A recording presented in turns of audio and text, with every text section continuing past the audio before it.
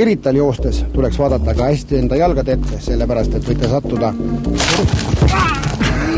surmalõkku. Just nii juhtus ka tervisesportlase Indrekuga, kes Pirita Kosel niinimetatud Pätsu koolitaguses metsas oleks äärepealt oma koerast ilma jäänud. Indrek oli koos oma koeraga igapäevast metsajooksu tegemas, kui korraga kutsa maa alla kadus. Indreku sõnul kattis sügavat auku ainult õhuke vineer, mis koera raskuse all läbi vajus. Jooksin koeraga ja koer kukkus sisse ja kargasin ise järgi. Tõmbasin välja nafta seest. Nina oli veel väljas ahmis õhku. Viimasel hetkel sain kätte. Kool on siin kõrval, et siin võib igasse kassi juhtuda. Kes sisse kogub, ei pruugi enam välja saada. Või võib olla kuskil sügaval ja ta võib ka 3-4-5 meetrit alla. Koer oli kodukuudis üleni nafta ja fekaalide taolise limaga koos. Indrek ei teadnud siis veel, millega koer tervislikult puhtaks küürida.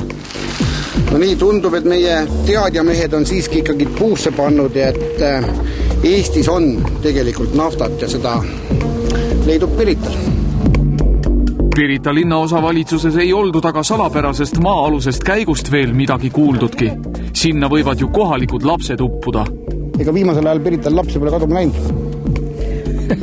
Julmad väljad ei ole nagu läinud, jah? Aga see maa kuulub ilmselt koolile. Ilma plaanita ma ei oska selle peale mitte midagi vastata. Seda peab ikka vaatama plaani pealt, kus kellegi piirid lähevad. Pirita linnaosavalitsus lubas ohtliku augu kaotada. Reporter hoiab teid sündmustega kursis. Teist korda samasse auku kukkumine võib olla kellelegi surmav. Surmalõkku! Sa räis!